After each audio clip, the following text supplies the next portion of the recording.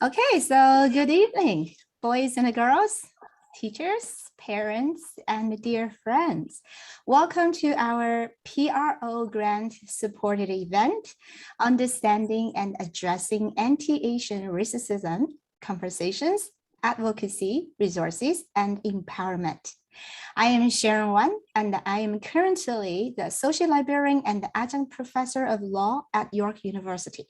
I am honored to be the host of tonight's event for my personal and research interests in anti-Asian racism. Before we start, let's honor the land we are occupying. We acknowledge we are hosted on the lands of the Mississaugas of the Anishinaabe, the Haudenosaunee Confederacy, and the Wendat. We also recognize the enduring presence of all First Nations, Métis, and the Inuit peoples. So we, students, teachers, parents, and friends of Magano, are gathered here today to learn and discuss the very important and timely issues around anti-Asian racism. Thanks to the generous support from PRO, and also thanks to the newly passed Anti-Asian Racism Education Month Act. I cannot think of a more meaningful way to start the month of May. Earlier today, I was at another scholarly symposium where COVID-19 and the race were the main themes. It was very concerning how visible minorities and vulnerable communities have been negatively impacted during the pandemic, particularly our Asian community. Unfortunately, racism has always been a challenge in our society, but the pandemic exacerbated the situation. We hope today's programs will promote the diversity in our culture, raise awareness of existing issues, and generate ideas of how to address these problems. Our first speaker tonight was former MPP of Ontario and currently the PC candidate for Don Valley North, Vincent Ke. Vincent was actually the one who proposed the Anti-Asian Racism Education Month Act last year. So thank you, Vincent, for joining us today. And I know that you are actually joining us from another event. So we truly appreciate you making an effort to come to talk to us. So over to you now, Vincent. Thank you, Sharon. Thank you for your kind introduction. Good evening, everyone. So thank you for inviting me to attend your school council seminar about anti-Asian racism subject. It's my honor to be here to explain a little bit why and under which circumstances I introduced this Bill 34, Anti-Asian Racism Education Month. Okay. Yeah, again, I'm Vincent Ke, the PC candidate for MPP in the riding of Don Valley North. And I feel deeply privileged to have served my community as an MPP in my home riding for the past 4 years. With the support and confidence of the residents of Don Valley North, I hope I have earned their trust and they will choose to give me the honor of returning me to my role as their advocate and MPP after June 2nd provincial election. While the government accomplished so much in these past 4 years, more than 2 of which have included navigating the exceptional challenges of the COVID-19 pandemic, I'm aware of the many opportunities to continue the hard work that will lead the progress and prosperity of the people and our province. If re-elected, I am determined to get it done. So as many of you in this Zoom seminar, that's as the Sharon is also introduced. So last year I have introduced Bill 34, an act to proclaim May as Anti-Asian Racism Education Month. The non-partisan bill received enthusiastic support from all parties at the legislature and was subsequently passed and went on to receive royal assent on December 9 last year. I'm an immigrant to Canada. I was born in mainland China. As a young man, I left my home and larger loving family and traveled to Germany to pursue my education and study engineering because I love Canada's multiculturalism. So I was eager to expand my horizons and explore new opportunities. Therefore, in 1998, I decided to immigrate to Canada and make Canada is my home. I know from experience that challenges the Asian immigrants to Canada must face and adapt to.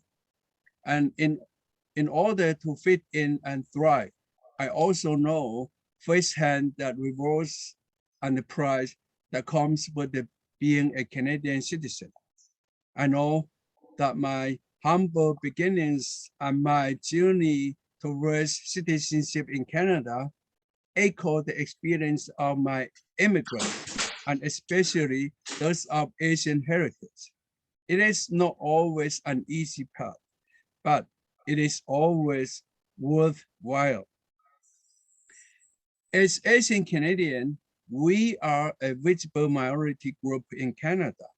In fact, it presents challenges for us because we are easily identified as different and therefore vulnerable targets of hate, discrimination, and anti-Asian racism. Asian Canadians like me are Canadians who can track our ancestry back to the continent of Asia or Asian people. Canadians with Asian ancestries comprise both the largest and fastest growing group in Canada after European Canadians. So with roughly 17.7% of Canadians' population.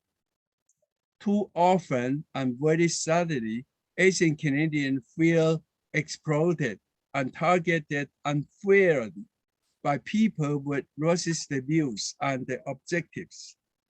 As documented by the sharp increase in shameless expression of anti-Asian sentiment and covertly acts of racism during the pandemic, also known as shadow pandemic. Incidents of anti-Asian racism, hate, and abuse has raised the alarm among Asian Canadians and our allies. Silence on this important issue is not the option. Anti-Asian racism must be vocally rebuked, addressed, and eliminated from our shared Canadian value. I'm a proud Canadian, a Chinese Canadian. I'm also proud of my roots, my family heritage, and my Asian culture. Asian Canadians work in a variety of jobs and professions. For instance, we may provide critical services in healthcare as doctors, nurses, therapists, lab technicians, and researchers. We may be educators, teachers, tutors, and policymakers or politicians. We may be employers and the employees serving every part of the economy. We must not overlook Asians who are not Canadian citizens. The two are at risk of becoming victims of anti-Asian racism. They may be in Canada now on work permits, or they may be students on study permit in Canada. They may simply be visitors to Canada. No one of Asian descent deserves to be mistreated in any circumstance, anywhere, but especially when on Canadian soil. We Asian Canadians have good reason to feel proud of our significant contributions to help uplift and grow the Canadian economy as we add depth to the substance of our Canadian multicultural landscape and experiences. During the month of May, I invite each of you and your communities to join me on social media to raise awareness about anti-Asian racism in a collective effort to cultivate love through education to end discrimination.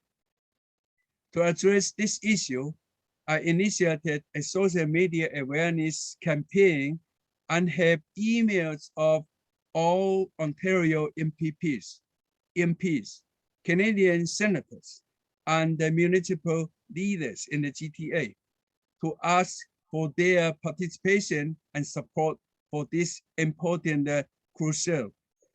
I am delighted to report that I have received encouraging response and heartwarming support from among those I contacted.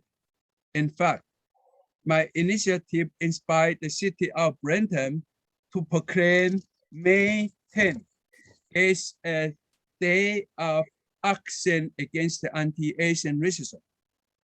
The proclamation states that the Canadian Chapter of Rights and Freedom gives everyone equal rights without discrimination, and in particular, without discrimination based on race, national, or the ethnic origin, color, religion, sex, age. Sorry, Vincent. Yeah. Sorry, can you turn on your video, please? Sorry. I'm sorry? Your video is off, yeah, please. Oh, okay.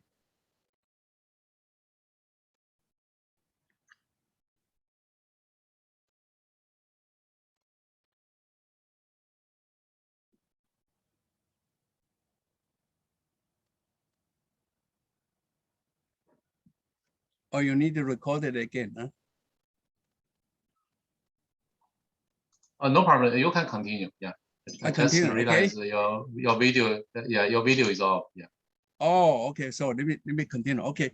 So yeah. And in particular, without discrimination based on race, national, or the ethnic origin, color, religion, sex, age, or the mental or the physical disability, and it is being read at their city council meeting today. So the message is clear.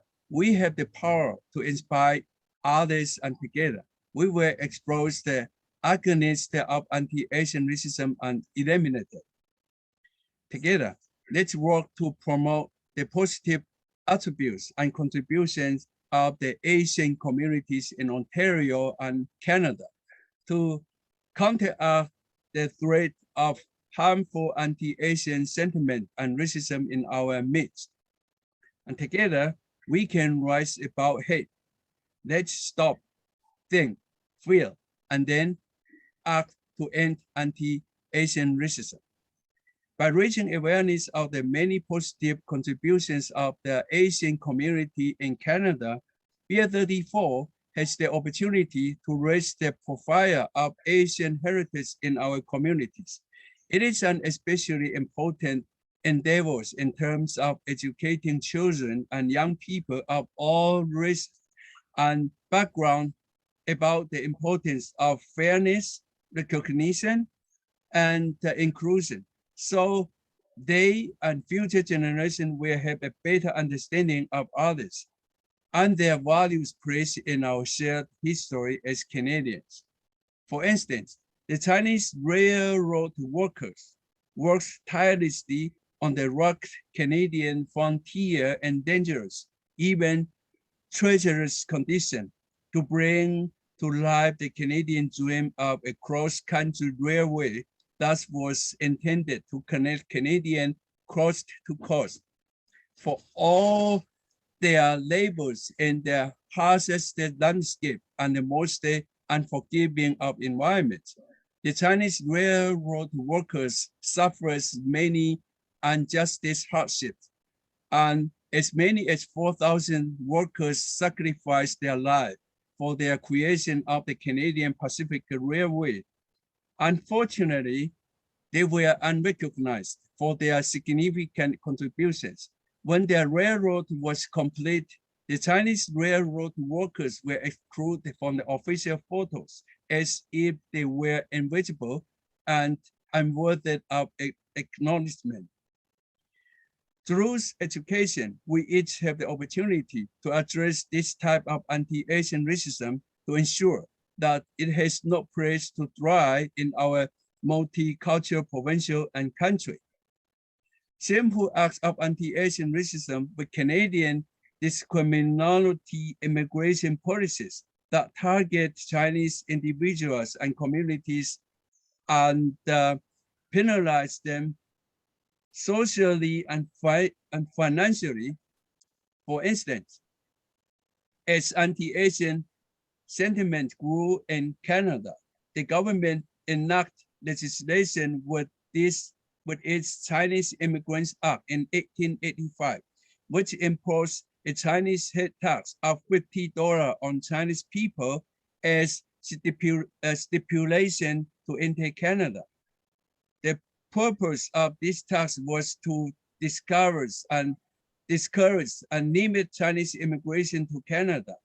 The government increased the tax to $500 in 1903, which presented severe hardships for Chinese workers, many of whom sacrificed their very lives when building the Canadian Pacific Railroad and Herculean efforts to help connect Canadians by rail. So we are all being called to attention to acknowledge the extent of anti-Asian racism so we can eliminate it from all elementary school, high schools, colleges, and universities, workplace, homes, and communities. We are also being called to action. Social change begins with a willing spirit, a desire to learn and grow, and a fervent commitment to achieve equality for all through awareness, education, and inclusion. In its commitment to ending anti-Asian racism through education, last May, the Ontario government announced that it is taking action to combat anti-Asian racism and discrimination by providing $340,000 to support equity programs and the initiative with the community partners. The initiatives will help ensure students learn in more inclusive classroom and are supported by their educator and communities. Now it's the time to change the ugly truth about anti-Asian racism.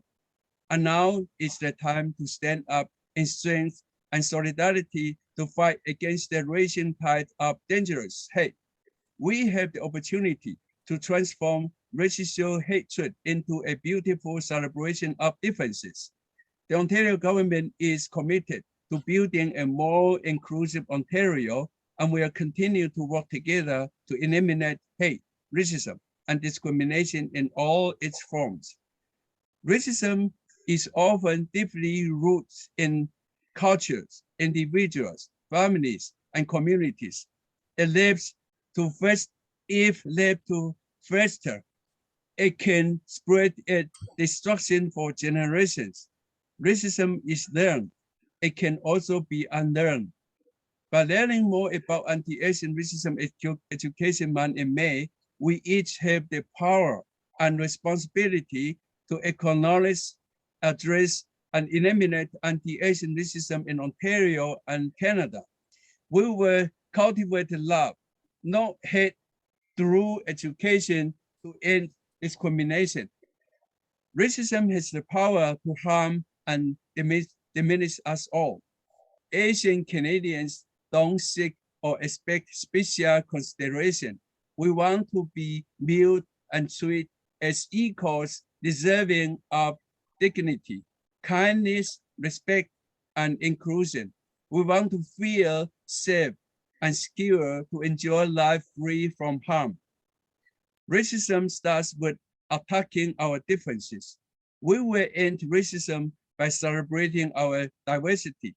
So this May, as we root out the stumbling weeds of hate and anti-Asian racism, we will tend our garden and our communities, and we will grow and blossom it in a culture of love and diversity and inclusion.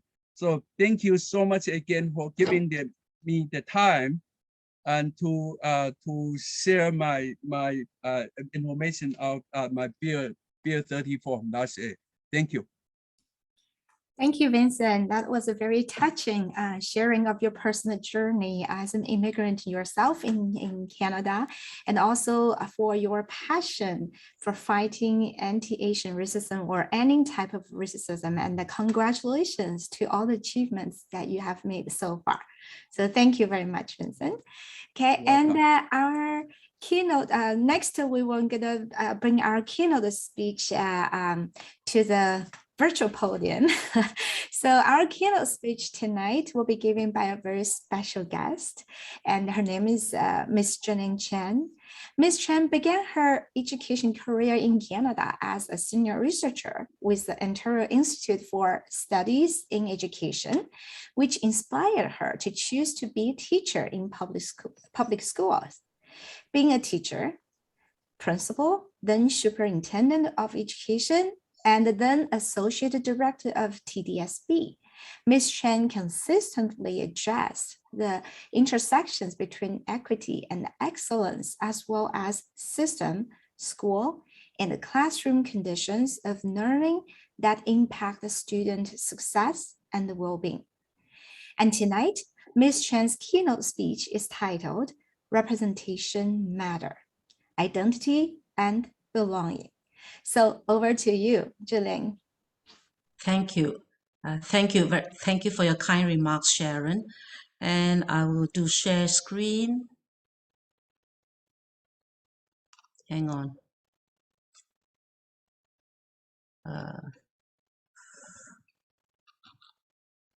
Let me go down.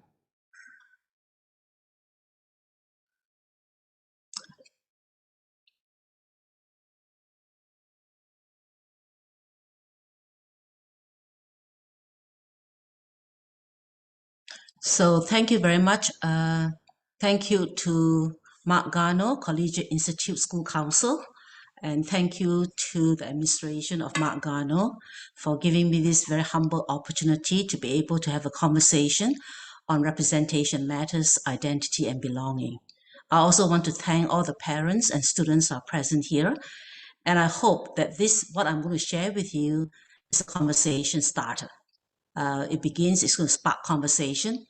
And we have to acknowledge that being May is Asian Heritage Month, and thank you to MPP Vincent Kerr for bringing forward and passing unanimously Bill 34 that make May not only to celebrate our heritage and our contributions to Canada, but center anti-Asian racism within that conversation and the celebration, because it's very important that we do so. My own story by way of introducing, I hope I can manage my slide. I'm going to skip the land acknowledgement. So tonight I'm going to focus on identity, history, and community, why representation matters, and the role of parents' conversations with children and youth, because I think parents, like myself, have been beneficiary. My parents are my first teachers. My parents and my family I consider are my first teachers, and that role of parents is very important in addressing anti-Asian racism, as well as the role of parents' engagement in education. So I want to share with you very quickly, as a way of starting, 3 identity. This is done with Alpha Education with almost 200 secondary students. Initially, we show them the identity called Canadian and ask the kids to input to Jamboard words that they associate when they see the word Canadian. And the larger the word, this is a kind of data sharing, emergent data. when a lot of kids use the same descriptor, that word becomes larger and larger. So if you look at Canadian, and this is in 2020 and 2019, kind of collected as recent as that. The word Canadian, you see white, French, accent, apologetic. In smaller print, fewer kids looked at love for snow, diverse, polite, welcoming, English, multicultural. At the bottom of the screen, I asked the question, where do you think our ideas about each identity come from? Canada is a multicultural country. The Asian Canadians in the 2016 Canada's census show 18% of Canadians are Asian Canadians, and Asia is a huge continent consisting of 48 countries. Yet when you ask the word Canadian, it looks as if there is a mindset that sees Canadian as white. So how does this whole relate when Angus Reid does the research and Asian Canadians, a good percentage, only 1/3 of 500 Chinese Canadians that were interviewed by Angus Reid said that they feel that they're treated as Canadian all the time. There's a sense of perpetual foreigner, even when you're 4, 5 generations of Canadian. Then we put up the word Asian to the kids. Smart, hardworking, good at math, small eyes, short, pale skin. In smaller words is East Asians. Chinese is being mentioned, K-pop. Again, I ask, what are some of the biases in here? Asia consists of 48 countries, and yet when the word Asian is used, it seems to be associated with East Asians, or with the Chinese, or the Japanese, or the Korean.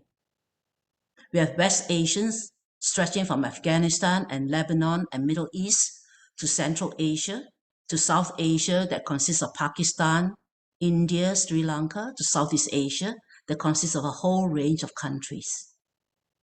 Then we put up the word Asian Canadian and ask the students to respond.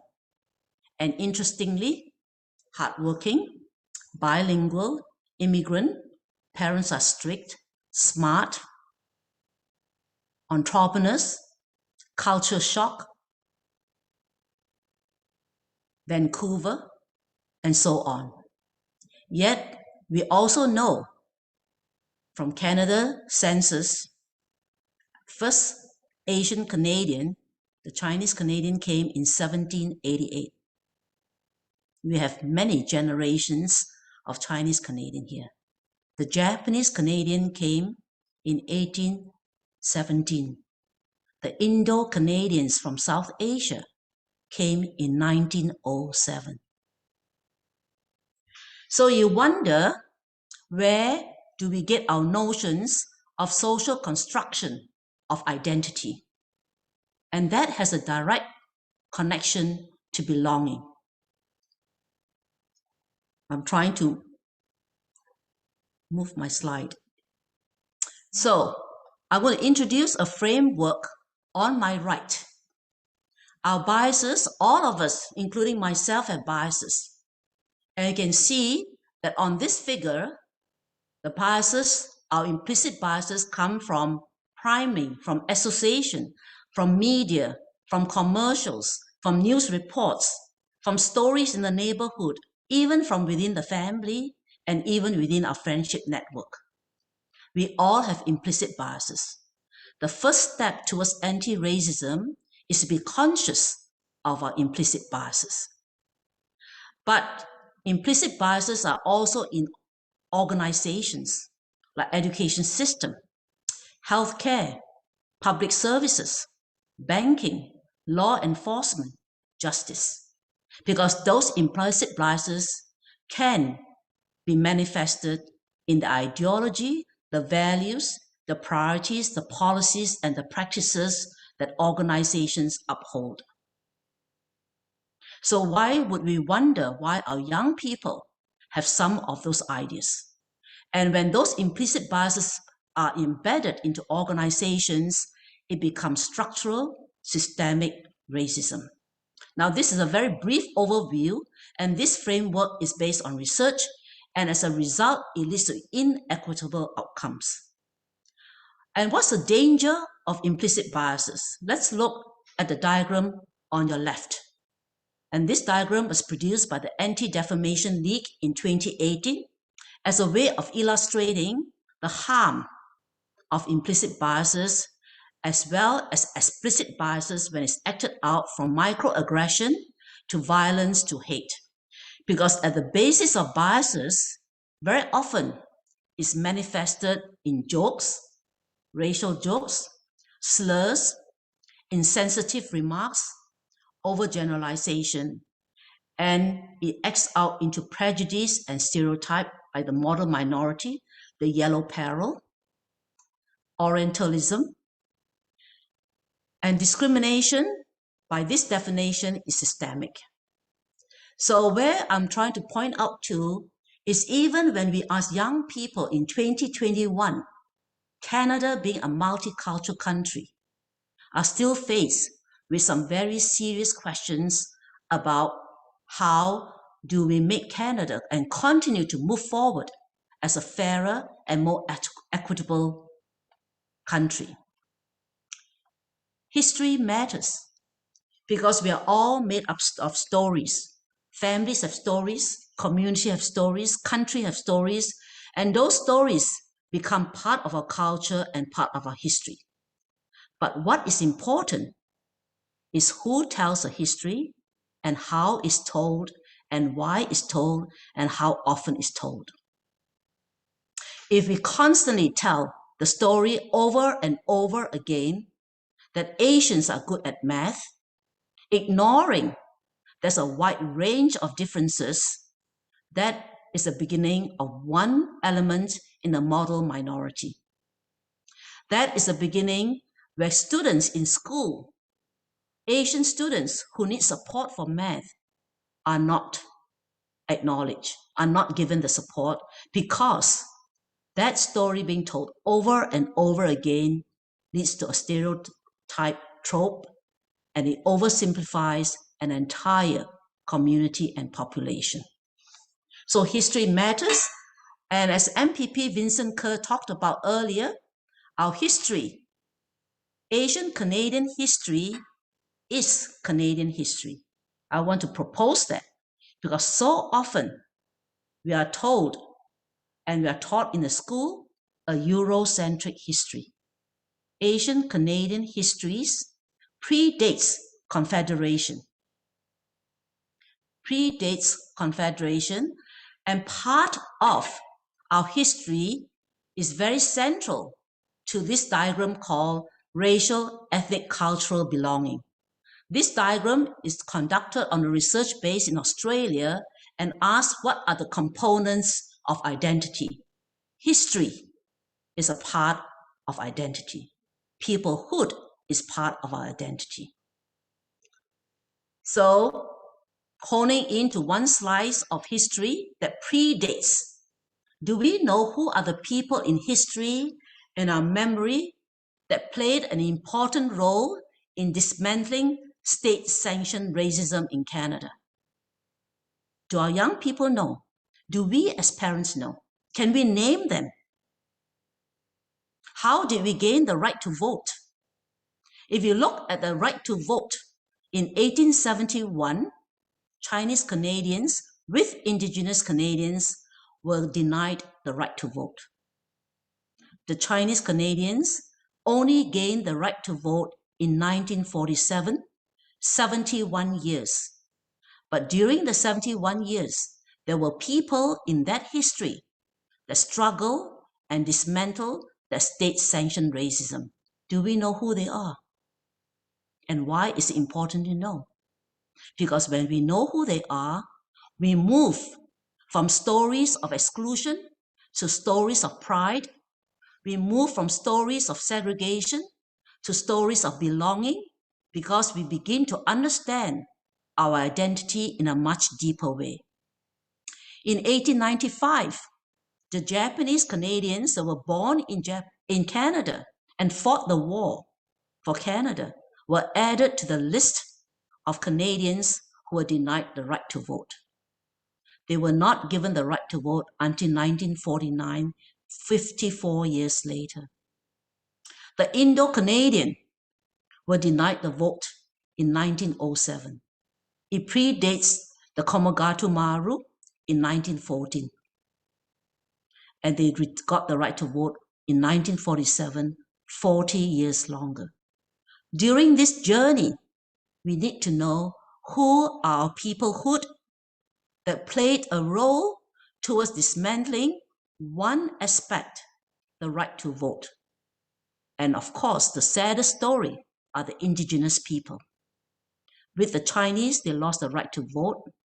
They were not given the right to vote until as recent as 1960, 105 years later, that has no condition.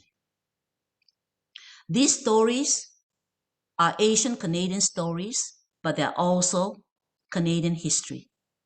Our history is Canadian history and should be part of the school curriculum of our students.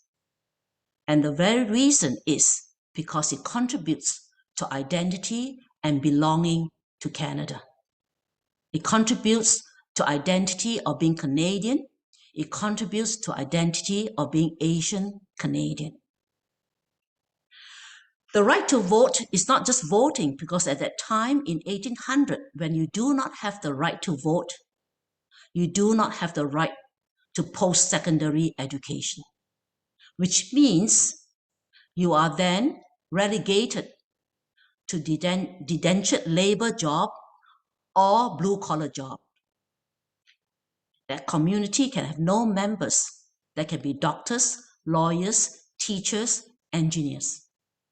Because the right to vote denies you to have access to university and college. Check out Dr. Veronica Chung, the first female Chinese Canadian who became a doctor. She was denied university education, although her GPA was so high, she would have qualified to be a doctor at that time. So that is just one person I just want to understand. And the dismantling, why do we need to know these people and the history? Because the dismantling of the right to vote is a pathway towards multiculturalism. The dismantling of state-sanctioned racism, the dismantling of the Exclusion Act and the redress, the dismantling of the War Measure Acts against the Japanese Canadian, the Komagatu Maru, the SS St. Louis, is a story of the pathway to multiculturalism that Pierre Trudeau in 1970 brought in that policy. So history matters, and understanding our history matters because it contributes to identity. Oops, sorry. Oh.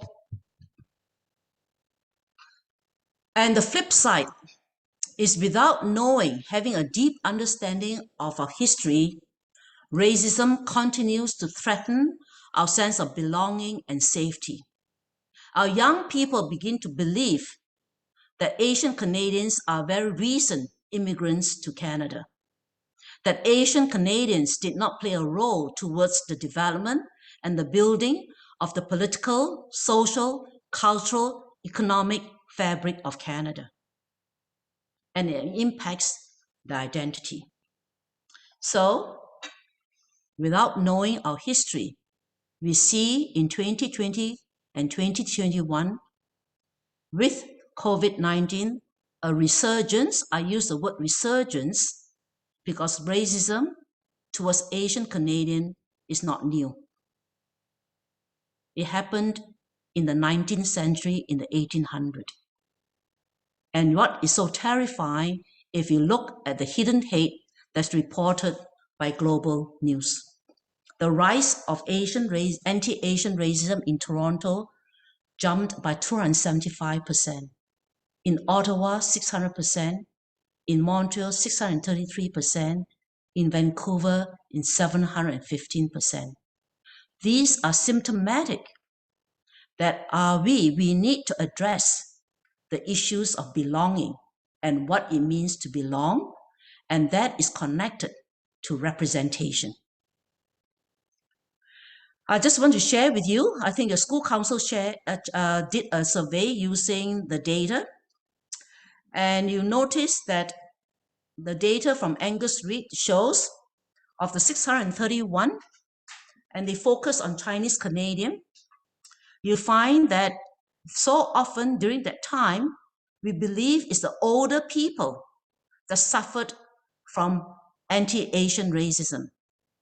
Yet the data show out of the 8 indicators, 6 of them impacted young people between 18 and 34.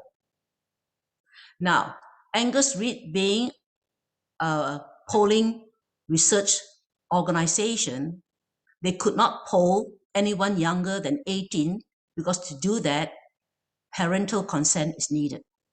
So this data is also indicative of our younger children, youth and teenagers that could suffer from anti-Asian racism. I just want to highlight that because so often the conversation that we think is impacting older generations are actually impacting our young people.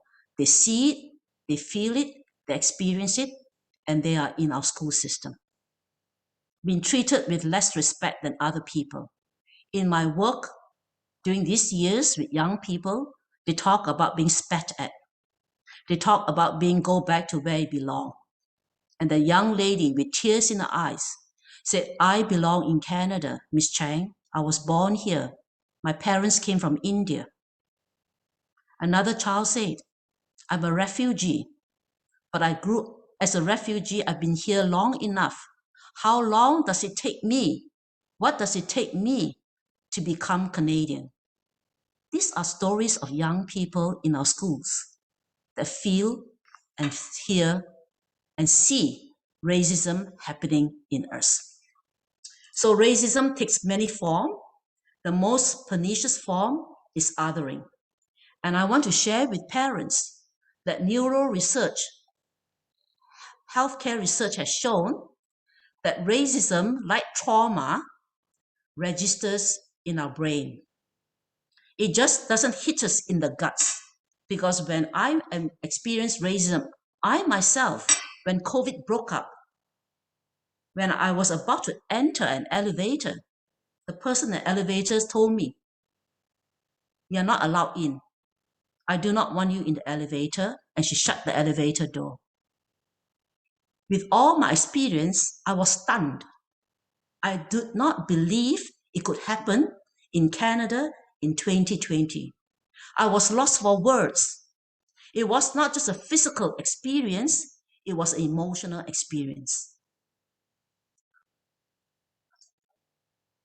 So, imagine if we are exposed to microaggression, to acts of bullying based on race, to racial slur, to stereotyping. This could be the outcome of young people. The research has shown they begin to feel they do not belong. They do not feel safe. They feel they're invisible. They feel they're not wanted. They feel their community or their heritage is erased. And that can lead to anger. And sometimes when our young people act out, we see the anger, but we do not know the root of the anger, the cause of the anger. The loss of self-esteem. That, to me, as an educator, is when you rob a person, an adult, a child, a youth of their self-confidence. That is the greatest harm you can do to anyone. Because to lose their self-confidence is to lose their self-esteem, is to lose the sense of identity. So now I'm going to switch gear and look at how all what I've been speaking about connects to representation in learning and in leading. Whether the representation, I've dwelt a lot on the negative representation, but now I want to focus on what I consider absence of representation that it could impact our identity and belonging. Our identity is far more complex than race. When you look at me, you can certainly tell my race to some degree, but I would identify myself as Chinese. My grandparents came from China, but they settled in Singapore. That is another part of my racial identity. I lived in England for 4 years, and now I'm in Canada. So when we talk about race, it's far more complex than just one, how we might identify ourselves. The language, my physical ability, my age, those are obvious. Gender is even now being questionable because our gender expression is not the same as our sexual orientation, but far more less visible. Things like value system, lived experiences, education, family, perspectives, skills, expertise, all that constitute our identity. You would not know, am I a Muslim? Am I a Christian? Am I a Buddhist? And somebody making slurs would be insulting my identity and cause scars on belonging. What is absent?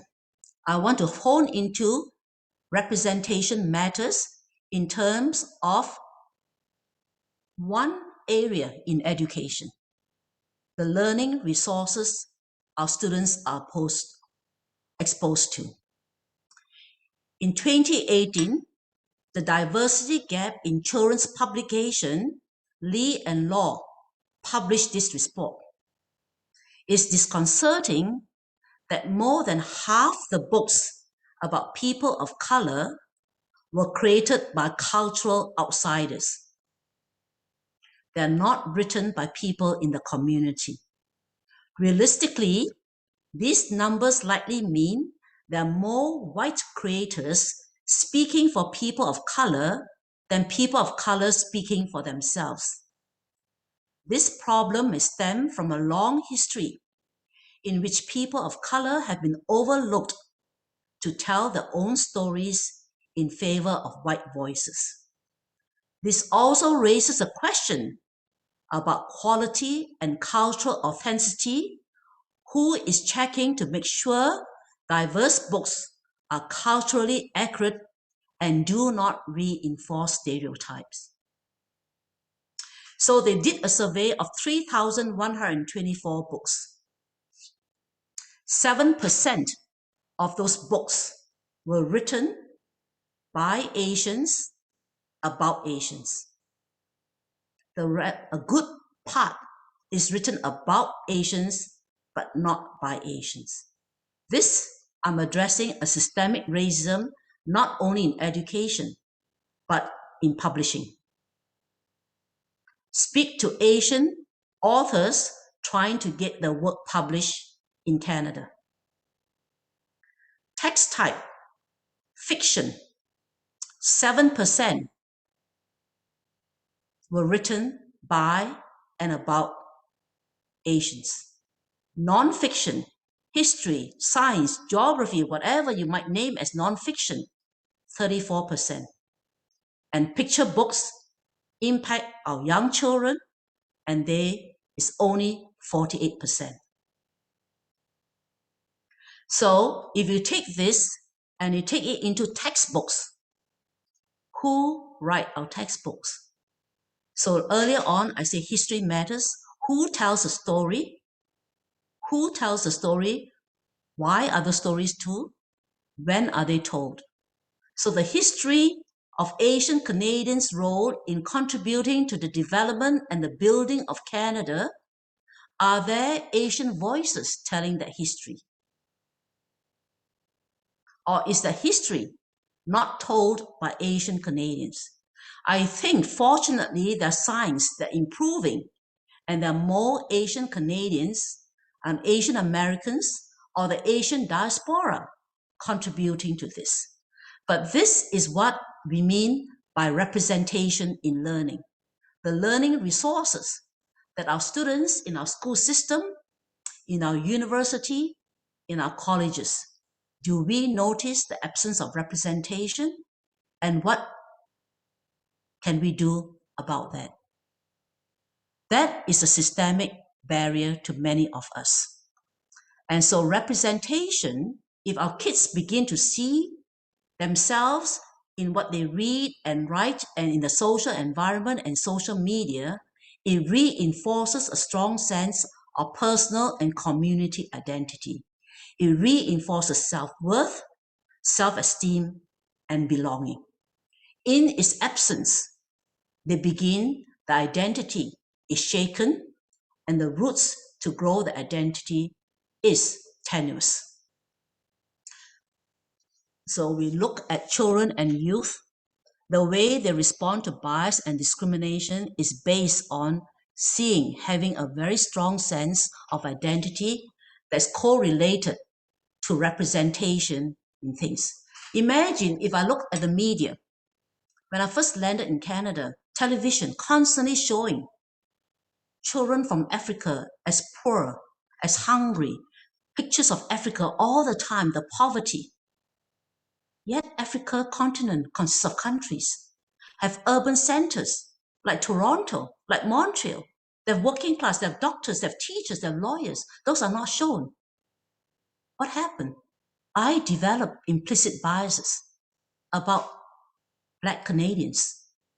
Black Canadians begin to see very negative representation of themselves. When COVID started, whose voices are on? Do we see a representation of Asian Canadians who are frontline workers? Or do we see each time a doctor is being featured is a non-Asian? Why? What is the role of journalism in reporting a much more representative picture of Asian Canadians so that our students do not need to respond to what we call bias, systemic structural racism, bias media in our general media as well as in social media. I will share some data. Now I just want to turn, what can we do as grandparents and parents? Talking about racism is difficult and awkward. I just want to share with you two pieces of data. One by Neil, published in 2020. Again, he reinforces Angus Reid data. 1 in 4 young Canadians are members of a visible minority group, and half of them have experienced racism in school, usually through racial stereotypes, social exclusion, and hostile words. That correlate with Angus Reid's data. But what is scary is look at Hughes et al. Research. Compared to other ethnic groups, Asian families are least likely to foster conversations about race and discrimination with their children. This is a very large data. They did actually a meta-analysis of a number of research to look at parenting and role of parents as a positive protector factor in helping young people, our youth and our children. Besides school play a protective factor in the kind of learning they provide our children, but parents also play a very important protective factor. Having conversations that anticipate help kids to deal with racism or manage biases or microaggression. And I want to share a story. When the news of the missing children, Indigenous children, and the graves were discovered, I was talking to a parent, and she told me, Miss Chang, I was giving my little daughter, 5 years old, a bath. And she sort of heard my husband and I talking about it because we were watching the news. And when I gave her a bath, she turned to me and says, Mama, why are all those children missing and no adults do anything about it? And why are you and Papa are talking about this is new information, this is new news? Why way all back all those years? Nobody knew that children died and got buried. Now this is a 5-year-old. Why do I share the story? I said that is the nexus of having conversation about race and racism. You can do it with a 5-year-old at her level of understanding. I can tell you stories. So parents, we have a role. I am a parent. I am also a grandparent to have constructive conversations with children. And Hughes' research shows that parents for whom race is a central social identity, that have had histories where their identity was used as stereotype tropes, where their identity were used to exclude, to segregate, like the Japanese Canadian internment is very similar to segregation of apartheid of suffered in South Africa, where Asian Chinatown and Japantown were given the worst parts of the city, just as the indigenous people were given the worst part of the land. Is very similar to segregation. So when identity, they discovered that parents where the identity is very central and they are also negative valued the identity, they tend to have discussion of discrimination and preparation for bias with their children. So what are some of the findings from Hughes' research? Some examples of parents' concern. They're concerned with two sides of the coin, as you can see, that how to effectively prepare our young people to deal with discrimination without destroying the sense of self-esteem, of competence, and possibility. In other words, being Canadian part, while the Asian part may be discriminated. How to encourage young people to value diversity without setting them to look at everything through a racism lens, because not everything is racism. So the common concerns of parents is that children will encounter racial barriers and negative stereotypes, at the same time wanting to promote high self-esteem and instilling racial pride. This is a very common concern of all racialized communities and parents of racialized communities, whether they're Black Canadians, Asian Canadians, Muslim Canadians, Jewish Canadians, and you can name all the racialized groups that have suffered owing to race, discrimination owing to race, and violence owing to race. The other concern is preparing children for bias regarding the ethnicity and race, knowing the existence of systemic racism, knowing that in certain cases, the competition is not fair. The competition and the trajectory of success, there are barriers to that. For example, in job hiring, in promotion, for leadership, for middle management, down the road, there are systems of racism, unfortunately, that continue to exist. So some examples Hugh et al. Discovered in their research is parents teach either intentionally or sometimes implicitly children about their racial and ethnic heritage and history. That is why I began that family stories, community stories are very important.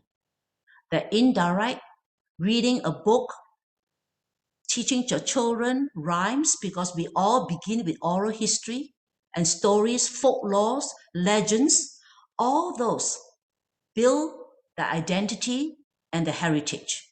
telling them Canadian stories, not just Asian stories, Canadian rhymes, story rhymes, share picture books, watch the television and watch those shows and have conversation, animation. At the same time, when you do this, we talk about you're promoting children's cultural, racial, ethnic literacy. Though cultural, racial literacy is acquired and developed as a child grows older. And if they have that literacy, just like literacy defined as reading and writing, they are very grounded in their self-esteem, in their confidence, in their identity. You provide exposure to cultural practices. And here I'm not just talking about exposure to Asian cultural practices, but also non-Asian cultural practices. And within Asia, I reach out to find out more about West Asian cultural practices, because every cultural experience you have enhances your own cultural experiences. At the same time, have discussions of discrimination. You do not need to have experienced racism, but knowing other communities, other stories, people, members of your community have experienced could be conversational starter. For example, children observe in the supermarket how your child is standing with you, they notice how the cashier is not speaking nicely to a certain person because of race. When you're driving back, you could have a conversation about that. You may not intervene, you may not do anything. You're a youngster. If you see it, believe me, your child would notice it as well. That kind of conversation of observing discrimination, what could we do? What is a nicer way of doing it?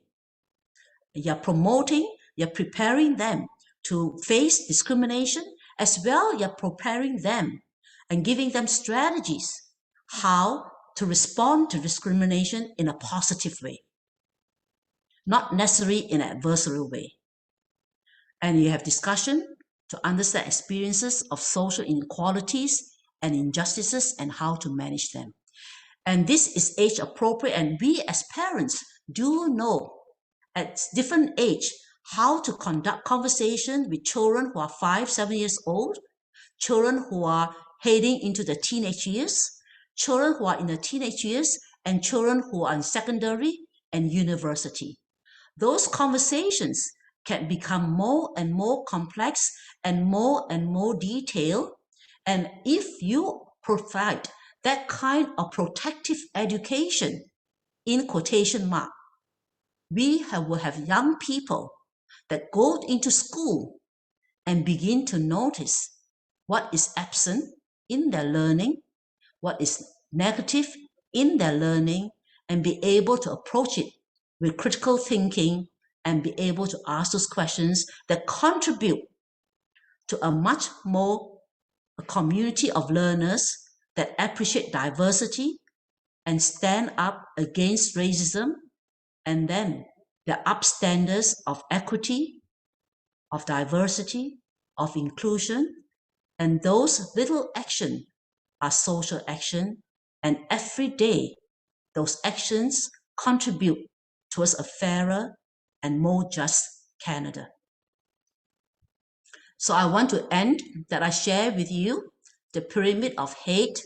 I hope this conversation gave you some ideas that as parents, how we can introduce in small action, in conversation, in home practices, in the way we welcome your young people's friends, in learning about through food.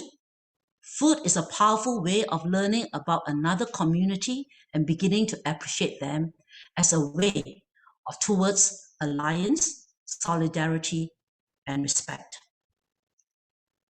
And I want to end a few things about education as parents and as school council. All parents of a school are members of a school council. So how can we create opportunities for Asian students, families, and staff to be included in discussions and decisions to a system change that addresses anti-Asian discrimination. Because system change is by design. It doesn't come accidentally, it's intentional. And we do need the partnership of school council with the school administration, with the educators, who all work together towards a better schooling system for our students. And I want to end, being racist or anti-racist is not about who we are. It's about what we do.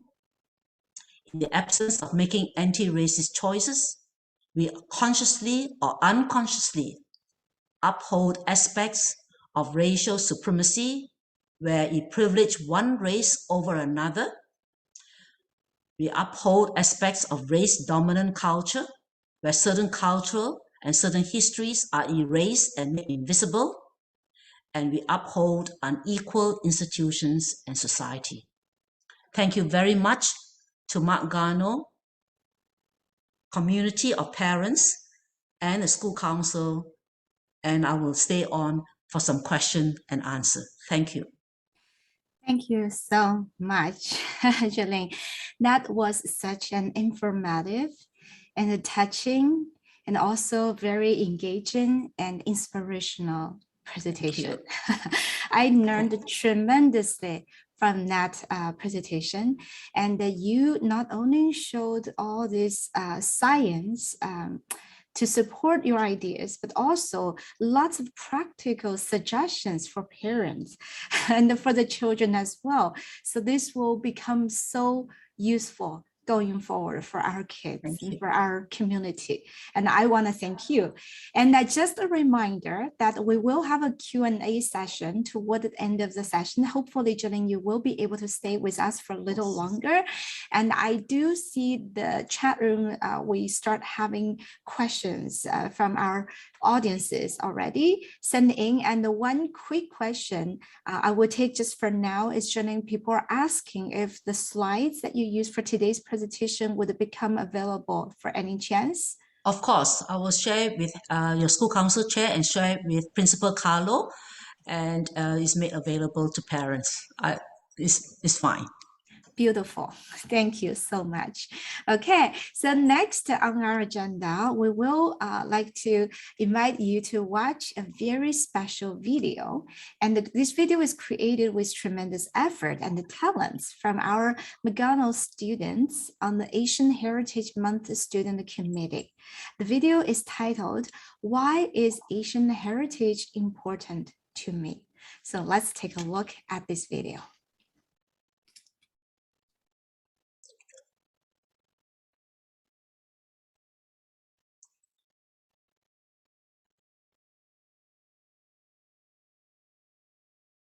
The Mgci Asian Heritage Month Student Committee presents Why is Asian Heritage Important to Me? Why Asian heritage is important to me. While growing up as a mixed individual, I often found myself torn between multiple cultures, including Chinese culture. Both sides of my identity, however, were important to me, which is why Asian heritage is as well. My mother's side taught me so much about myself, where I came from, and why I should see my heritage as a blessing rather than anything else. I think it's great that there is a month devoted to recognizing Asian history, culture, and achievements. People can learn so much and truly appreciate themselves and others. Asian heritage means to me being able to represent the culture and traditions of the Asian country I descended from. That would be by wearing my traditional attire, eating staple foods, partaking in common cultural practices, and more. Celebrating Asian heritage is important to me because it allows my community to better relate with one another. I remember lunchtimes in elementary school, where kids who brought mainstream packaged foods gave strange looks to others with cultural foods, like my Chinese dishes. As a kid who wanted to fit in, it was an unpleasant feeling that made me want to hide my culture. Finally, in middle and high school, I entered classrooms with kids who appreciated my culture, and I remember the connections formed when we discussed a shared fondness for Chinese cuisine and the regained sense of pride in my identity. Experiences like these show that cultural appreciation is a path to environments where people feel heard and comfortable being themselves. Hi, my name is Asya, and my culture and heritage is important to me because it's a part of my identity. Because of my culture, I feel a connection to certain art styles, color schemes, flavors, etc. that I wouldn't otherwise feel. A personal example of this is whenever I'm cooking, I like to change up the recipes and include flavors from my homeland of India. I'm also able to connect with others and find a beauty in everything rather than just what fits the Eurocentric vision other people may see the world from.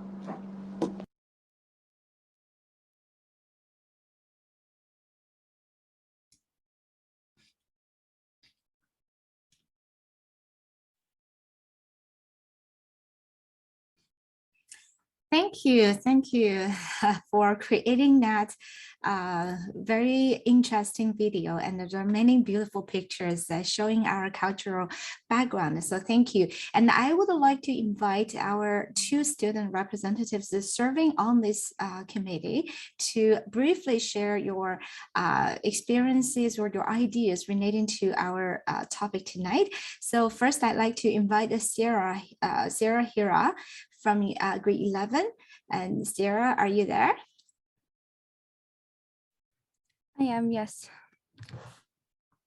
Hello, everyone. First of all, thank you for watching our presentation. We really put a lot of work into it, and we really hope that you enjoyed it. Actually, speaking about the presentation, we, as one of our initiatives for Asian Heritage Month, we wanted to create a presentation or some type of visual where we could represent the diversity of Asian cultures at our school, considering that there is a vast variety of students who come from many different Asian countries, and we wanted to be able to represent that. So we made this presentation for that reason. So we used pictures like of Asian culture, as we wanted to be able to represent that and show the traditions and practices that were done in Asia. As well, we also included slides with greetings from different Asian languages, because there are many different languages from Asia that are spoken at our schools, specifically with Mgci students, like about 20 different languages in total from Asia. And that too, we also wanted to be able to represent. So just, we wanted to include all of the greetings just so that we can be inclusive as possible. As well, we also included different and various voice clips just to represent the opinions and the thoughts of the Asian students at our school and how they feel about Asian Heritage Month and just Asian heritage in general. And also going on that, this video will be posted to our Instagram at Mgci Asian Heritage, where we're planning to basically have that page as a way to also connect with those virtual students for this month. And we also plan to do on the committee like a lot of events and initiatives to be able to represent Asian culture and heritage. And Amanda, who is also on here today, can speak to you more about that. Okay, so thank you, Sarah. And Amanda, who is also one of the members on the committee, and we'd like to invite Amanda to say a few words as well. And Amanda is from grade 10. So Amanda.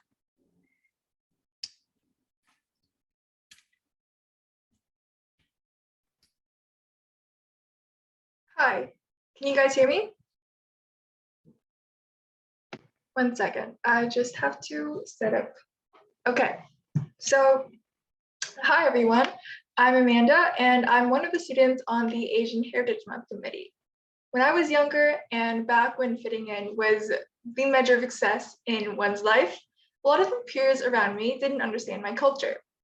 So none of them, at least I'm hoping, were intentionally targeting the Chinese kids school. But I think it was unfamiliarity. So they'd squinch their noses at foods that they've never encountered, or maybe hold stereotypes about Asian culture because they didn't know otherwise. So even though these weren't ill-intentioned, it still felt isolating when my friends didn't understand a key part of my identity. When I moved to places like the community at Margarno, where people related to my cultural experiences, it felt very nice and welcoming. So maybe you can relate to this if you've ever met a stranger from your hometown, for example. So at the Asian Heritage Month Committee, we want to make this situation for more students. We want to educate our student body on the rich cultures within our school so they can understand and feel understood at our school. So to do this, we planned several exciting events for the month of May. Our school will be hosting a food sale where students can grab a bite of different Asian cuisines, as well as announcements and a display about Asian heritage. I'm also very excited to crush everyone in our cultural games fair, where we'll be featuring games from backgrounds all across Asia. So our goal here is to spread awareness and bring that wonderful feeling of connection I felt when my classmates tried my mom's dumplings at lunch. Thank you for listening to this presentation from the Asian Heritage Month Committee. Thank you, Amanda, and we wish all the success that you will achieve, you and your members will achieve for all these exciting events that you're planning. Okay, so thank you. And then next, we will invite Mr. Melvin Low, the Vice Principal of McGonagall, to deliver his address tonight. So Melvin was born in Hong Kong and immigrated to Toronto at the age of 8. As a first-generation immigrant, Melvin has made noticeable achievements in his career and his involvement with numerous Chinese community agencies. Melvin's work with the well-being of mental health projects, both within the TDSB and in the community, has led to awareness of battling systematic racism and provided a voice for all. And so, Melvin, we'd like to hear from you as well. Over to you. Thanks, Sharon. Thank you for the introduction. Hope everyone is well. Firstly, I want to thank Sarah and Amanda for representing the student group so well. And thank you to Ms. Bomek and Ms. Yamashita for guiding that group. I just want to take the opportunity to thank the Parent Council for inviting me to speak tonight. I'm going to set up my PowerPoint at this moment. Now, it's great that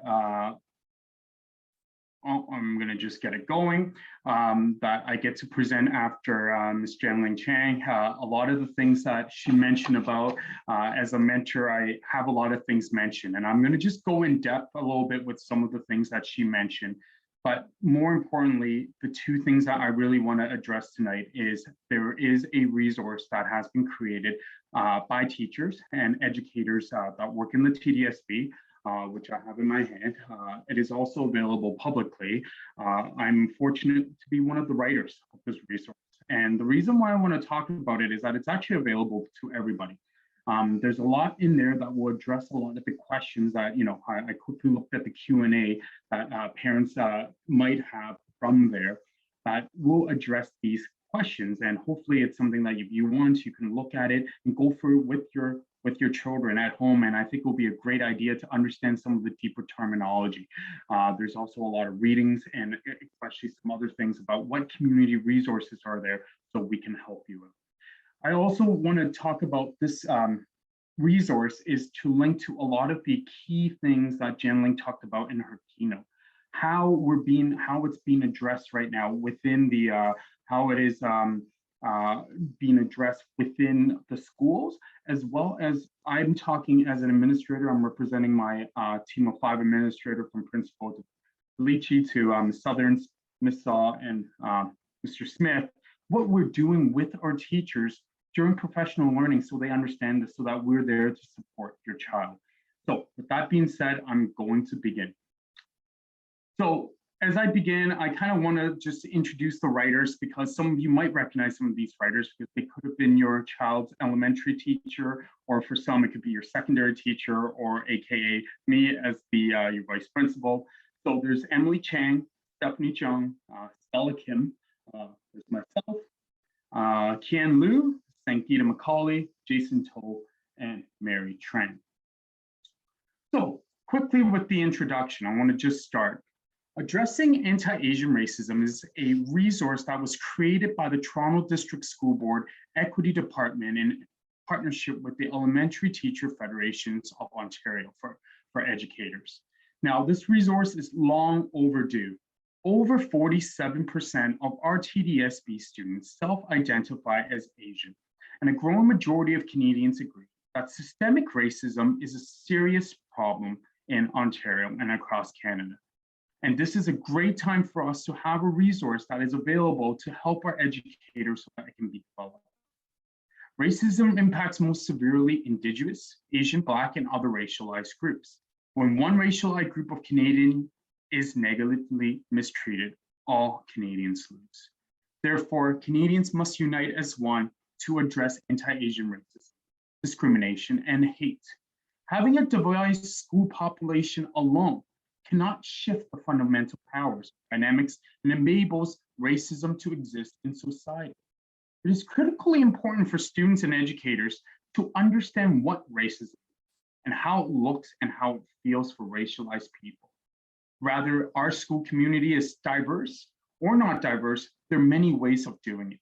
And one of the things that I want to kind of talk about is that this resource will address some of the things that was talked about in both Vincent and Jenling's opening speeches. Understanding the history of what has occurred in Canada for Asians, all Asians, right, really will help the students understand why we're fighting for these and understanding that Asian hate has existed prior to Confederation. Now, I'm going to jump through a few slides because a few of them we've already spoken to about. But I want to start us with a quote. They have no idea what it is like to lose a home at the risk of never finding a home again. Have your entire life split between two hands and become the bridge between two countries. I want to start this quote because I want to kind of talk about one of the chapters of this writing. And in this book we're writing is that the context that, there's explain the myth of the model minority. And since we do not live in separation from one other human rights issue to another, we provide a broad context of centering indigeneity and Black lives, as well as the impact of white supremacy and privilege. The section ends about the anti-oppression framework of culturally relevant responsive pedagogy, and it relates to anti-Asian racism and Canadian identities.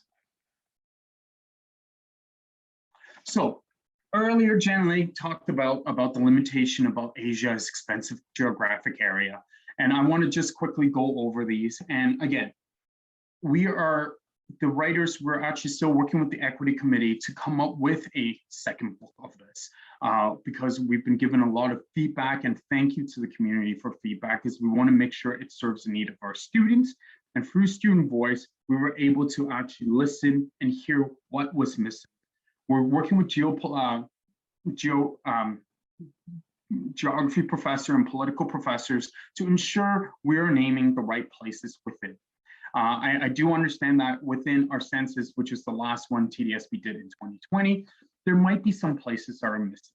These are some of the things that we will address, and we will make sure that we will, change and we will fix in the resource.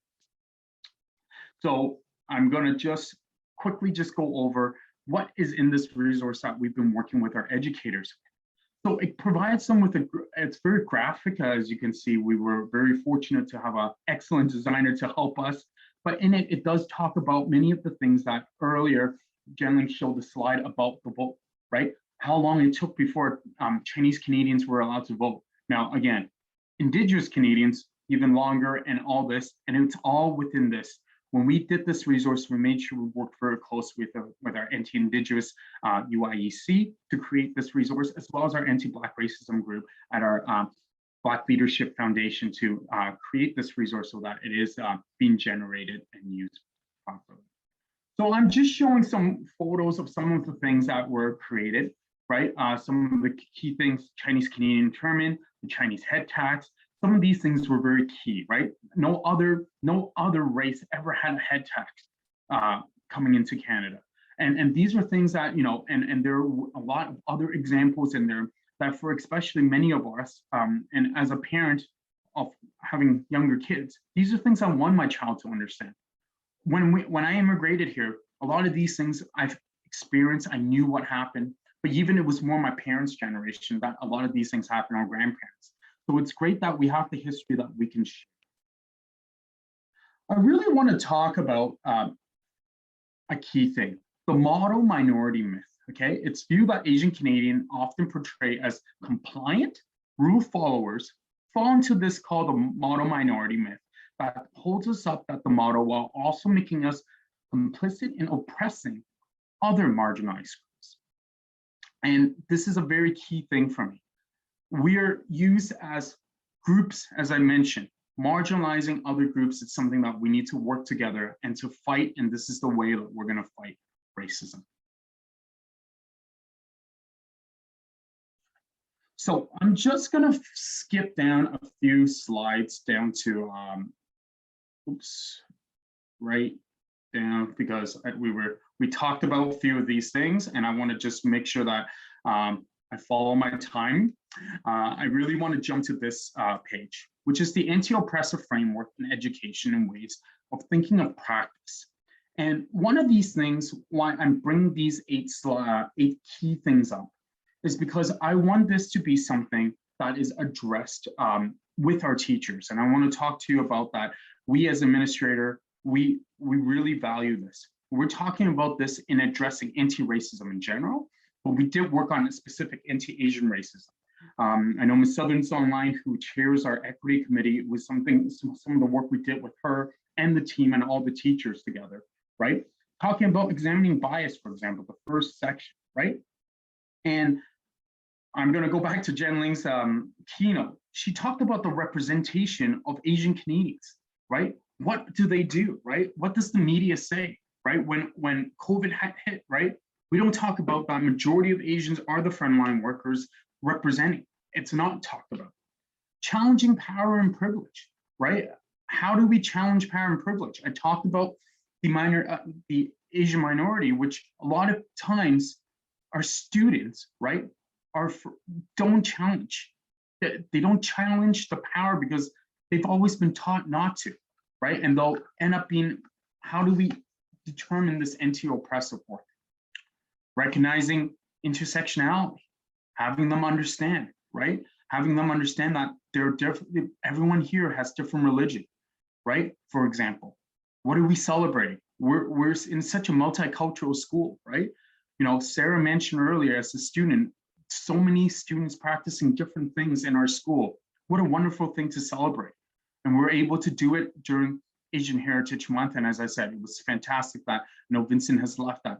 The bill that he passed, it has allowed the voices to be spoken, right? We're doing it at the board level. I'm so happy that we're doing it at Mark Garneau, so that we're doing this.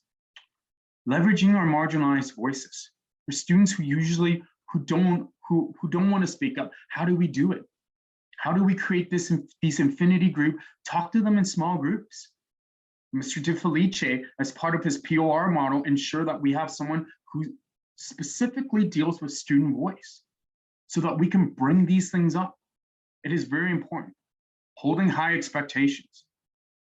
We have to be always holding high expectations of all our students. And how do we do this, right? And as parents, right, how do we work together to ensure this is good?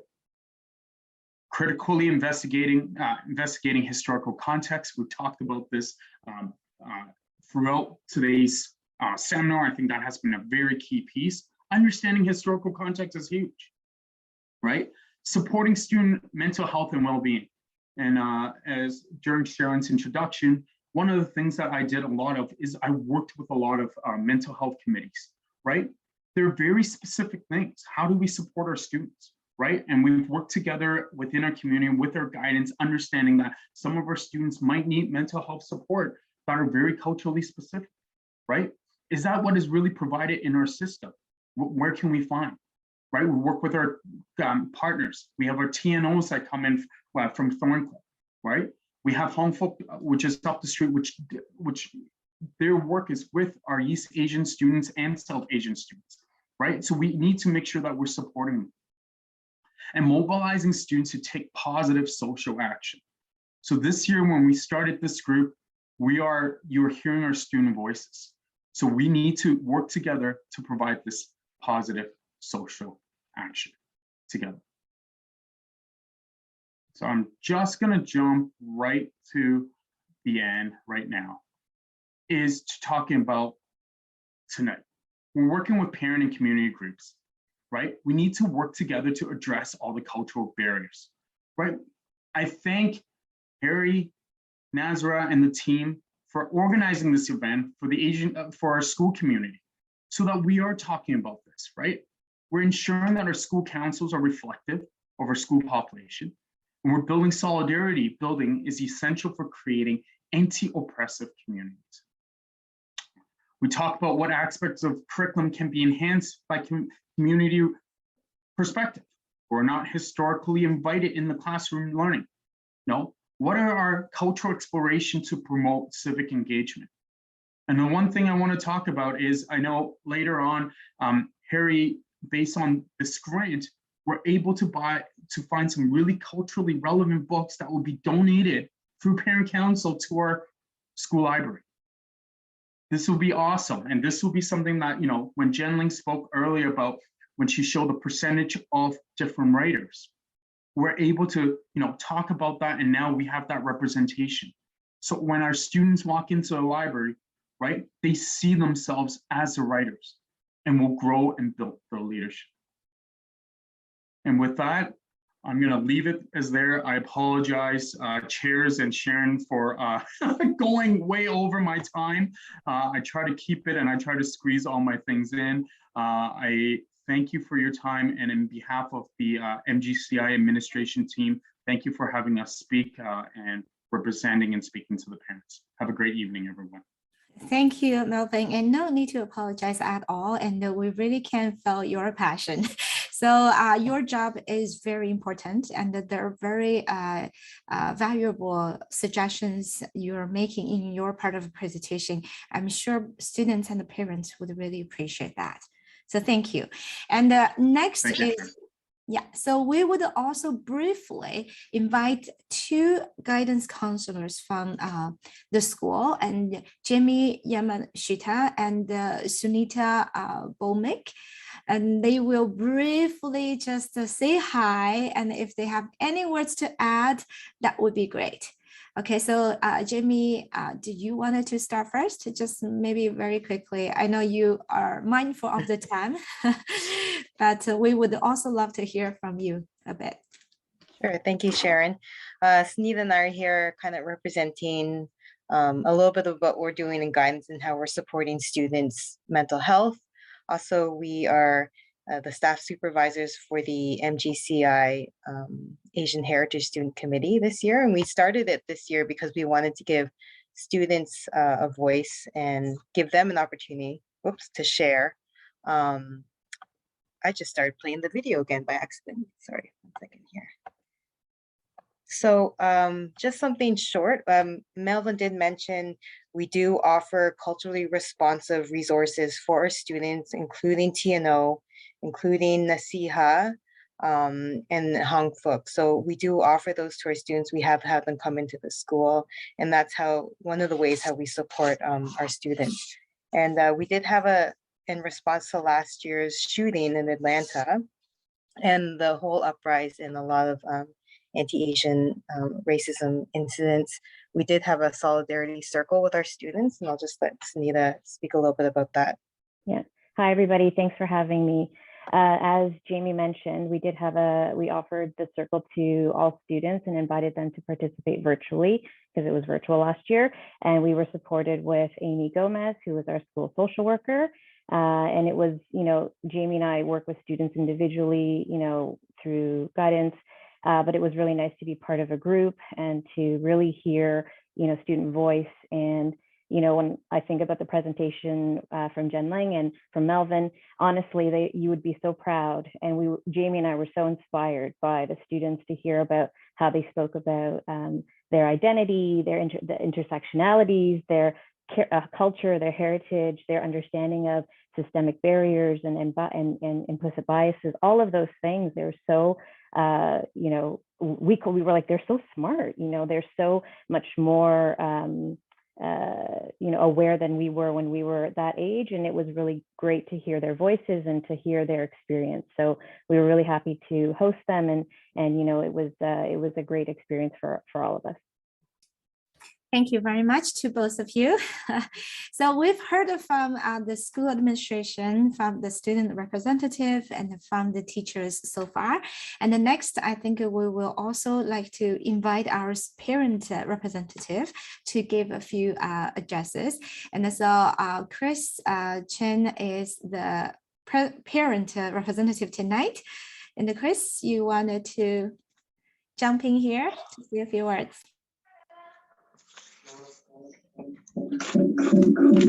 Oh, sorry. Sorry about the difficulty here. Good evening, dear fellow parents and students from Mgci. My name is Chris Chen. I'm parent from grade 11 student. I landed in Toronto Pearson International Airport 22 years ago. I really enjoyed living in Canada as a multicultural society. But however, during the last couple of years, especially 2 years into COVID-19 pandemic, we do see an increase of anti-Asian racism. And I personally, I have my very close friend happen to get those kind of anti-Asian assault last year. Last September 25, just close to my home at in a school playground at Town Hill Secondary School. My dear friend was attacked, assaulted by someone just because of her Asian identity. So, but really fortunately enough, we have all levels of government is standing behind Asian community when facing this anti-Asian racism. So at that time, our dear friend at MPP, Vincent Ke, he stood up and showed great leadership fighting the anti-Asian racism.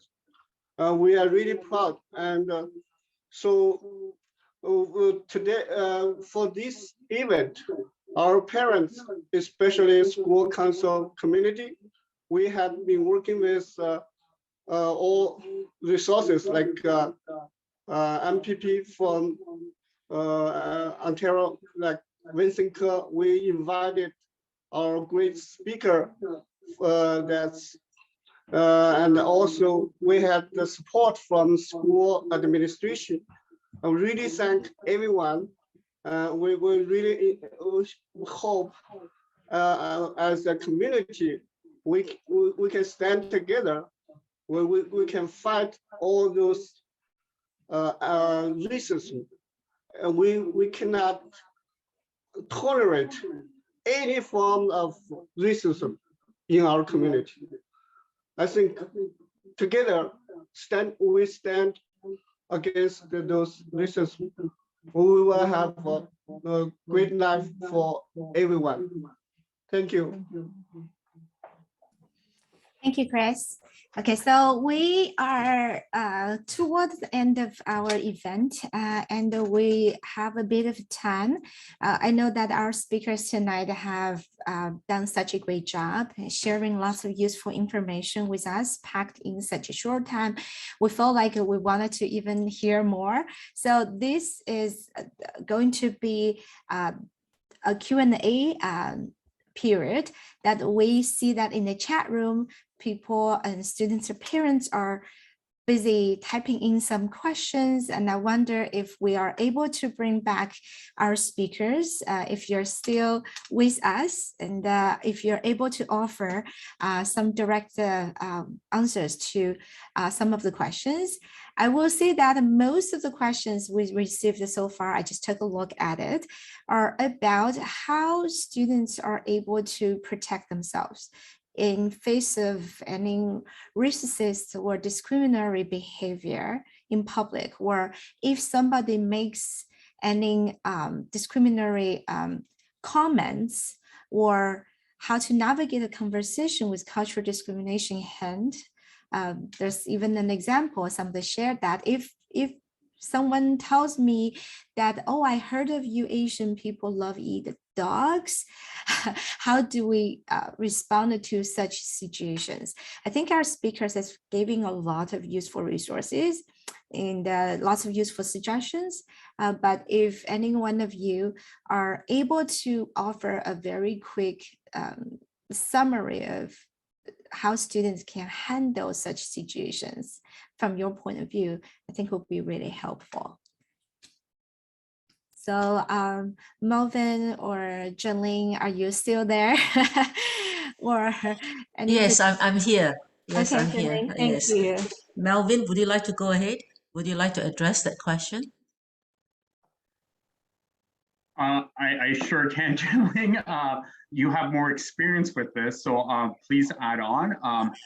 The first thing I want to say is that we're teaching our students from a very young age for, like, this is just equity and racism in general, is to call out immediately and address it immediately, right?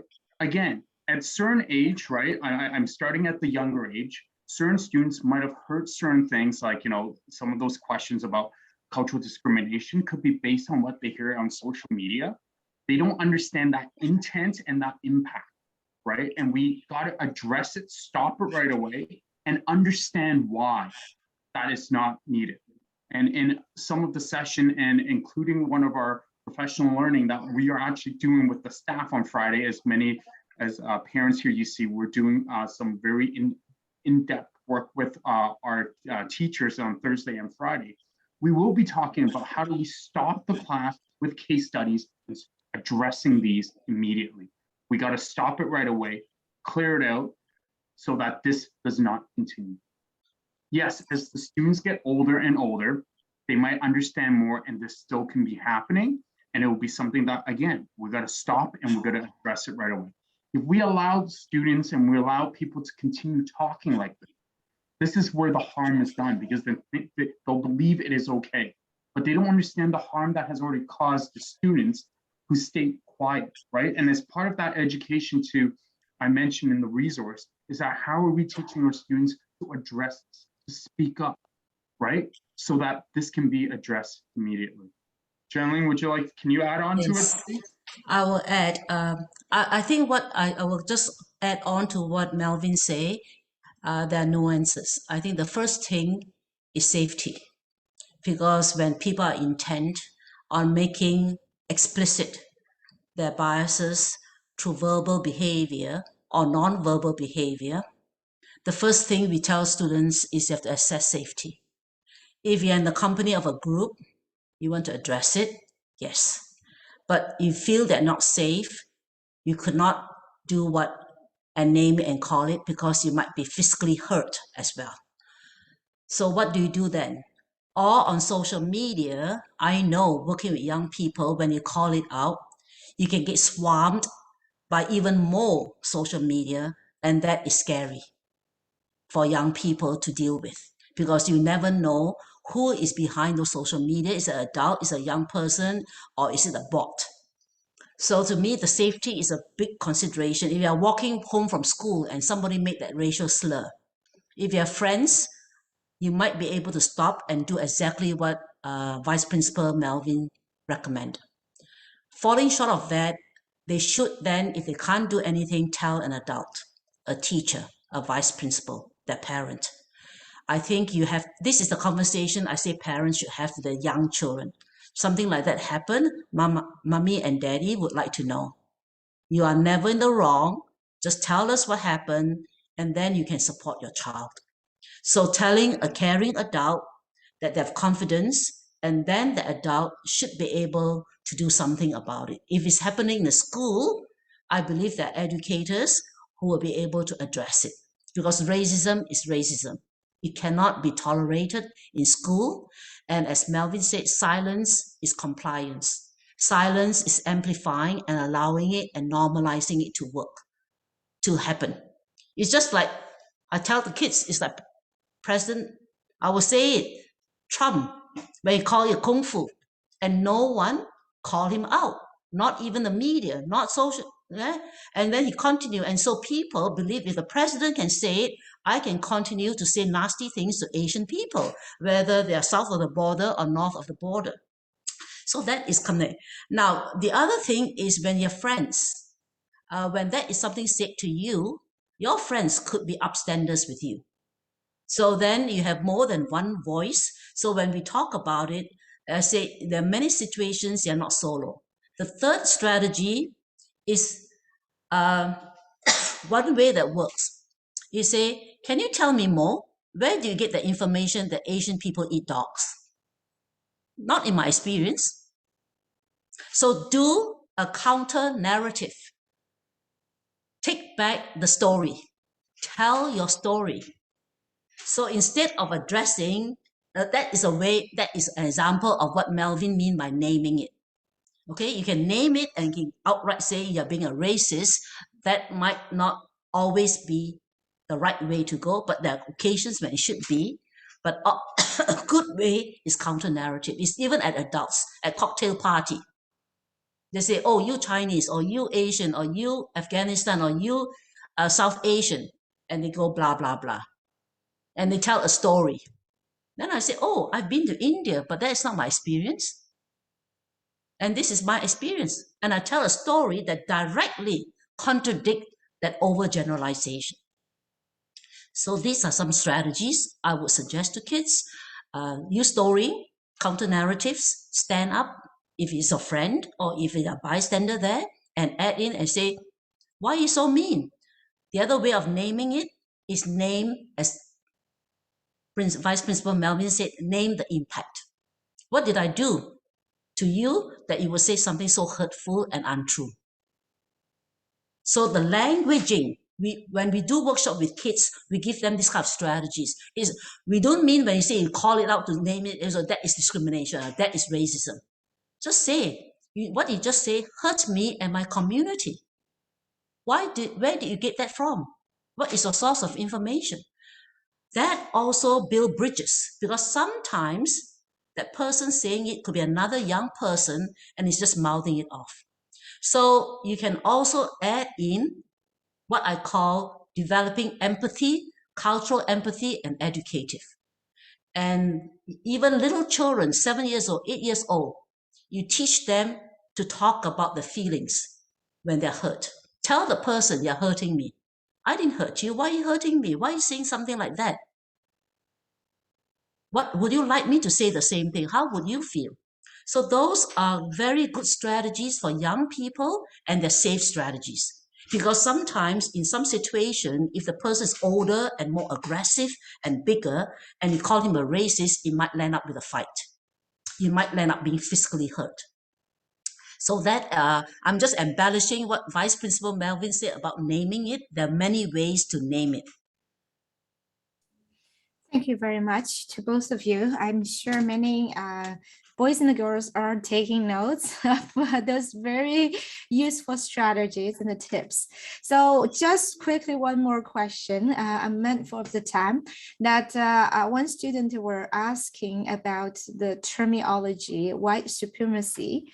And I think the question was posed a bit early in this evening before Melvin's presentation, because I did hear Melvin mention that term, or maybe Melvin, you saw the question in the chat room, so you made sure to make reference to that. Either way, I just wonder if you two have any very quick comments on what is your understanding or interpretation of the term, and how is this term related to systematic racism?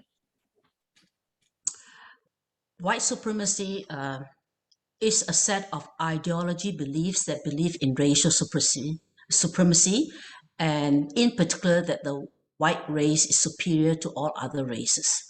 Now, it doesn't describe people, but it describes people who subscribe to that kind of ideology.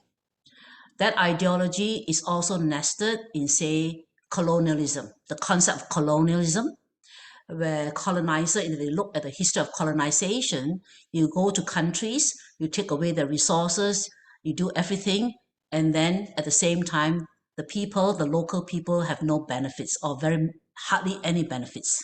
So white supremacy is a set of values and ideology and beliefs where they believe one race are more superior than another. And in this case, when you call it white supremacy, in particular, the Eurocentric or the Anglo-Saxon race.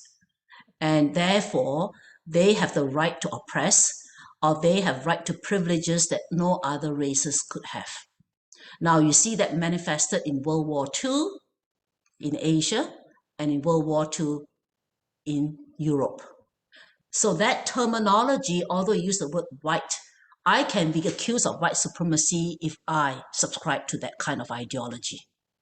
But it's rarely used on racialized population, but very often is describing a very oppressive set of beliefs that could be embedded in actually institution and organization as well.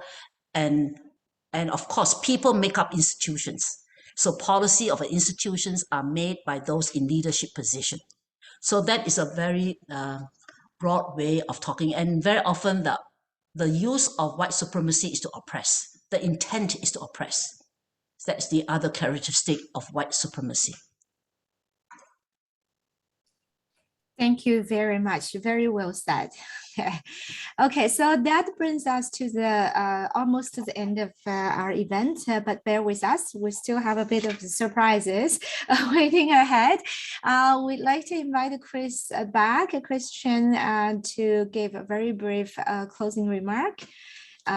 Chris, as the representative from the Parent Council. So, Chris.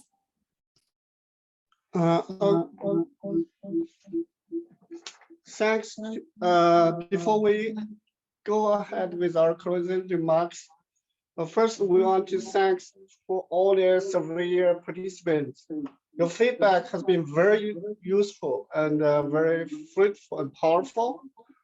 We got lots of feedbacks. We got feedback from students, parents, and community residents, and we will show our appreciation later with some lucky draw.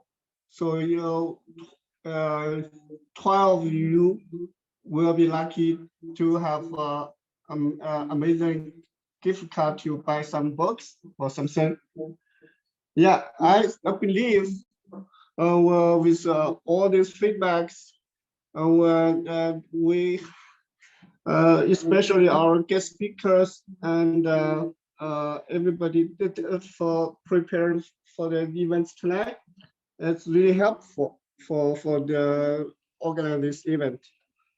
Now we go to our school council closing remarks. At MGCI School Council commitment, we reject the reasons that persist against Asia, Black and Indigenous people, as well as others here in Canada every day. We maintain our commitment to address those wrongs. While racism demands our focus right now, we acknowledge that racism is a system, not an event. Racism isn't limited to the intentional acts of bad people. It includes unintentional and subtle acts. Racism is socialized condition that begins in our homes and hides behind how we see others and in implicit biases we must all confront and address. We also have an executive to speak up against racism, or we are complicit in racist violence. Eliminating racism will be hard work and a long-term commitment. It requires grace, courage, education for all. Let's start now.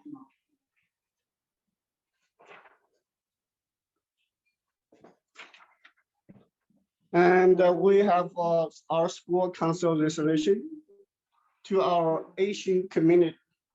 We see you, we hear you, and we stand with you. We also acknowledge that we must do so much more.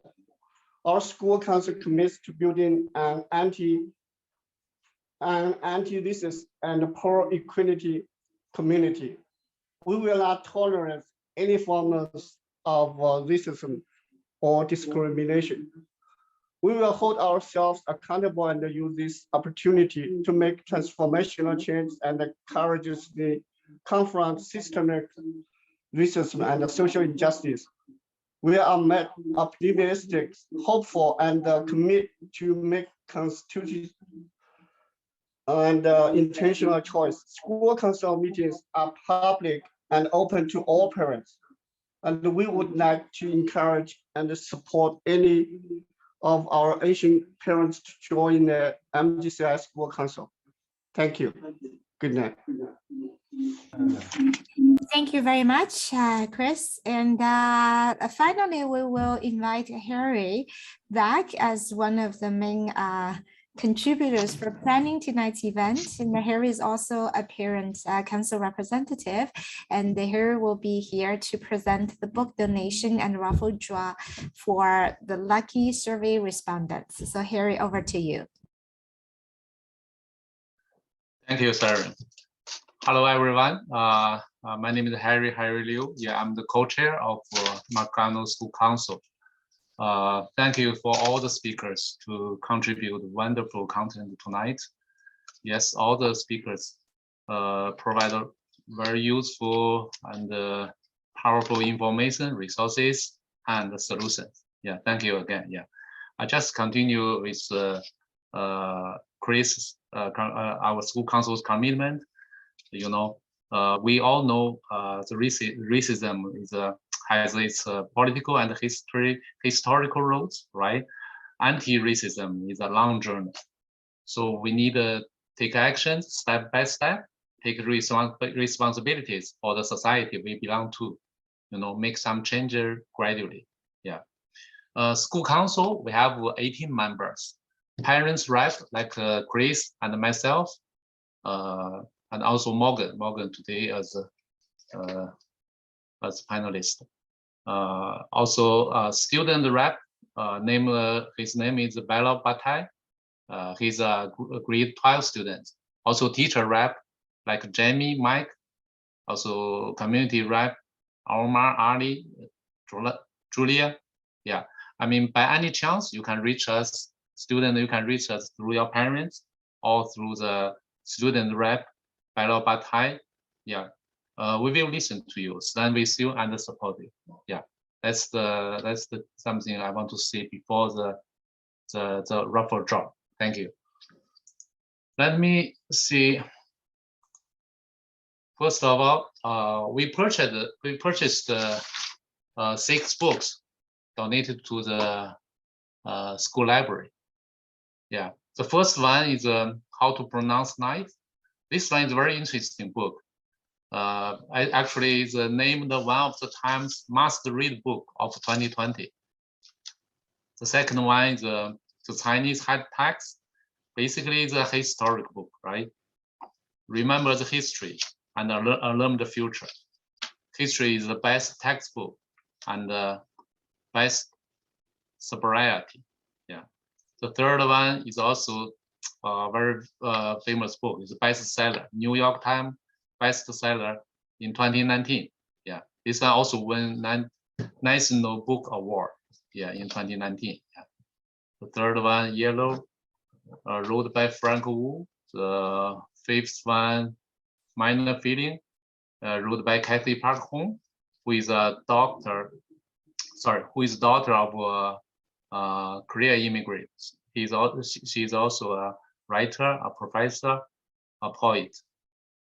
Yeah, the last one wrote by Jeff Chang. Yeah, we're gonna deliver these 6 books to school library probably next week. Yeah, all the students and parents, you can borrow from the school library. So now is the time for the raffle draw. Yeah, before we start, I would like to remind all the participants again, because we're gonna disclose your email prefix.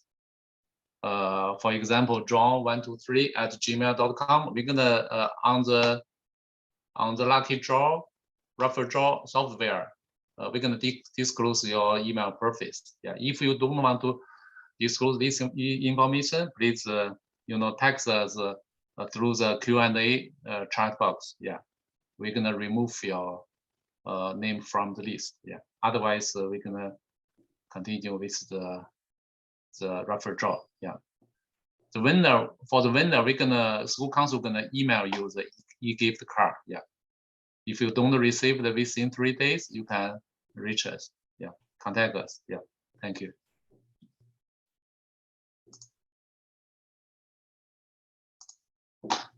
Let me open the.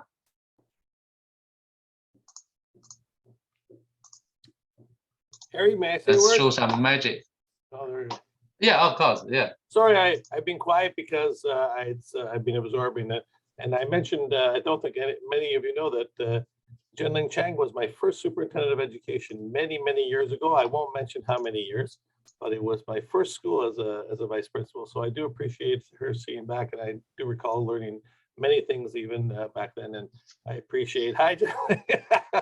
It's been so long, and she still looks just as young as she did all those years ago. I don't know how she does it, but you look great, and I appreciate the great work you're doing and supporting, you know, the anti-oppressive and anti-racist work we're doing at our schools. And I think this is a small instance of what we're doing, but you know, we're doing a lot of anti-oppressive work in our schools because a lot of student voices need to be recognized, and I really appreciate the great work you did. I want to also thank Melvin, who, you know, has done great work with our school, with the community, with the TDSB, and also in supporting tonight this program and to educate ourselves and our community.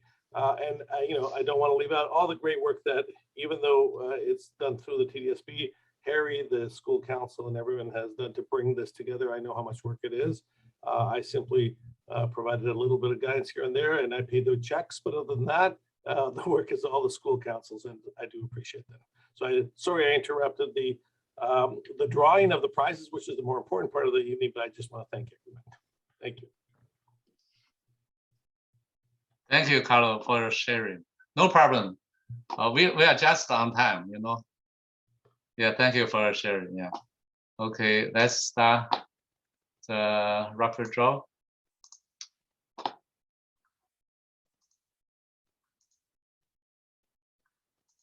Yeah, here is our survey respondents list. Let me. It doesn't work. Let me choose again. Oh, now it works. This one.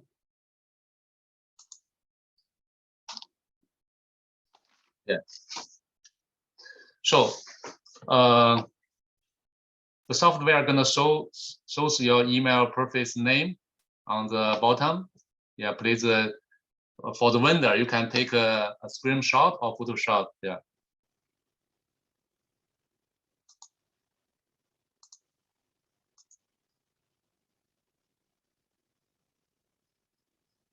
Okay, the first one is Leland 430. Yeah, let's go for second one. Now we have the second one.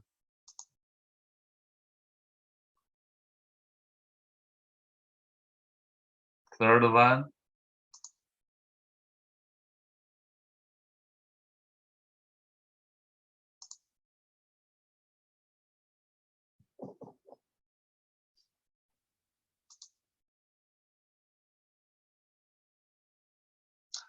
Sorry, we have 12 gift card. Yeah, we're gonna run twice. Yeah, sorry.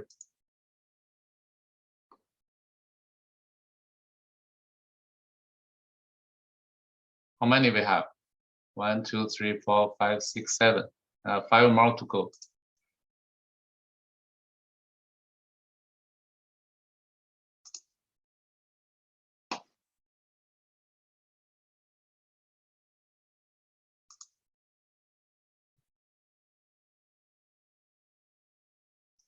One, 2, 3, 4, 5, 6, 7, 8, 9, 10. 2 more to go.